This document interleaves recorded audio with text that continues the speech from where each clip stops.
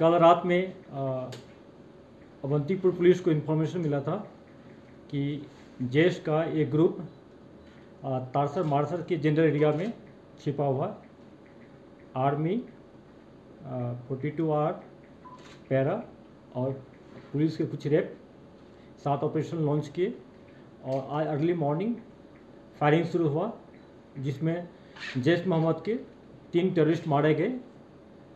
एक का पहचान हो गया है, वकील शाह है।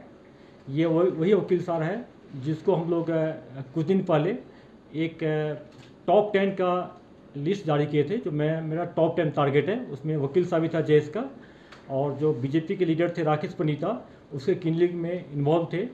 और आप लोग स्केयर भी किए थे कि राकेश पंडिता ने मारा है इसको, ये मारा गया है। ये हम लोगों के लिए बहुत अच्छी बात है, ये बहुत बड़ा सक्सेस है।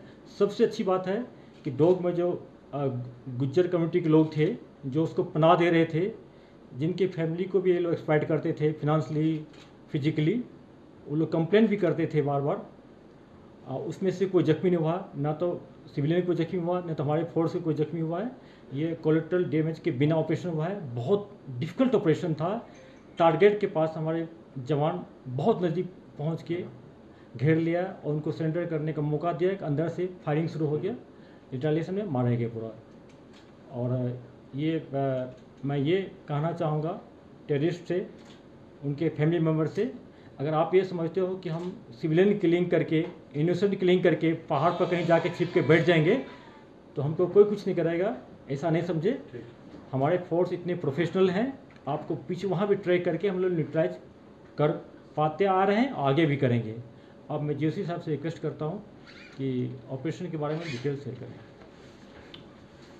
जैसा आपको आईजी साहब ने बताया है कि इनके बारे में हमारे को लगातार खबर मिल रही थी जेकेपी के ज़रिए भी, और फिर कोर हेडक्वार्टर से भी हमारे को लास्ट मिनट इनपुट्स मिले थे जो कि बहुत वाइटल थे इस पर्टिकुलर ऑपरेशन को अंजाम देने के लिए। जहाँ तक मैं समझ सकता हूँ वो इन्फॉर्मेशन एक human intelligence based last information थी, जिसकी वजह से बहुत इफेक्टिवली 42RR जो कि त्राल बाउल में डिप्लॉयड है वो उसको इलाके को घेर सकी थी।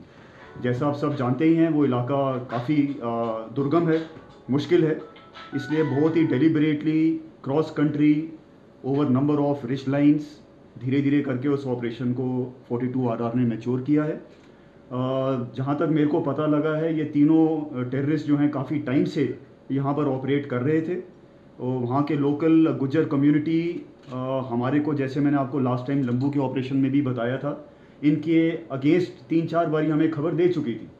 वो बता रहे थे कि ये लोग वहाँ पर कुछ एक लेडीज़ को भी सेक्सुअली एक्सप्लॉइट कर रहे हैं और उनके प्रॉपर्टी को भी नुकसान पहुँचा रहे थे। एक ये बहुत सॉलिड पैगाम इस ऑपरेशन से हमारा बाहर गया है कि ना ही बिल्टअप एरिया में और वैली फ्लोर में इनके लिए कोई जगह नहीं है। ये अगर जंगल में भी जाएंगे वहाँ पर भी हमारे पास इनकी खबर आती रहेगी और इनको न्यूट्रलाइज़ किया जाएगा। और आगे भी मेरे हिसाब से जितने भी इलाकों में इनकी मूवमेंट की हमारे पास कोई भी खबर आती है पुलिस के ज़रिए या हायर हेडक्वार्टर्स, कोर हेडक्वार्टर्स से सूटेबल ऑपरेशंस लॉन्च करके इनको एलिमिनेट किया जाएगा। वो AK-47 एक SLR बरामद की गई है, काफ़ी एमिनेशन भी वहाँ से मिला है, एक UBGL भी मिला है। कम से कम इन लोगों ने 8-10 UBGL के राउंड फायर किए थे। कुछ एक राउंड ये लोग फायर नहीं कर पाए क्योंकि उससे पहले ही इनको न्यूट्रलाइज कर दिया गया। सर पॉलिटिक्स को यहाँ टारगेट किया जा रहा है। देखिए, पॉलिटिकल एक्टिविस्ट जितने वर्कर्स हैं पहले भी रहा है, जैसे मिलिटेंट से हुआ टेररिज्म 89 से टारगेट है, सब टारगेट है। चाहे पुलिस वाले जो डेली घर जाते हैं या कुछ जर्नलिस्ट जो सही बात बोलते हैं, तो ये सब टारगेट है। मैक्सिमम लोग को हम लोग सिक्योरिटी प्रोवाइड कर दिए, लेकिन सबको देना संभव नहीं है। फिर भी अगर किसी को थ्रेट मिलता है या वनरेबल एरिया में रहता है तो उसका असेसमेंट करके उसको सिक्योरिटी प्रोवाइड कर रहे हैं। कुलगाम डिस्ट्रिक्ट में रिसेंटली 2 इंसिडेंट हुआ, 2 अनंतनाग में हो गया। हम लोग को बहुत दुख है, लेकिन उसमें बहुत लीड मिला है। बहुत जल्दी उसको हम लोग या तो जिंदा पकड़ लेंगे, इनकाउंटर में न्यूट्रलाइज कर देंगे। जैसा आप पहले बता चुके हैं कि पॉलिटिकल किलिंग में राकेश पंडिता किलिंग में इन्वॉल्व था। उसके अलावा जो SPO थी उसको मारा है, एक लेडी सिविलियन को मारा है, बहुत सारे ग्रेनेड में इन्वॉल्व है। अभी चूँकि डेड बॉडी नीचे आ जाएगा थाना में, दोनों बाकी को आइडेंटिफाई कर लेंगे, फिर उसका प्रोफाइल जो क्या क्या क्राइम इन्वॉल्व है आप लोगों को इवनिंग में शेयर कर देंगे। अभी चूँकि आइडेंटिफिकेशन 2 का नहीं हुआ इसलिए उसके बारे में बोलना ठीक नहीं रहेगा। हर एक का हमारे पास क्राइम डाटा बना रहता है कि कौन किसी एफआईआर में इन्वॉल्व है, किसी किलिंग में इन्वॉल्व है, ये शेयर कर देंगे।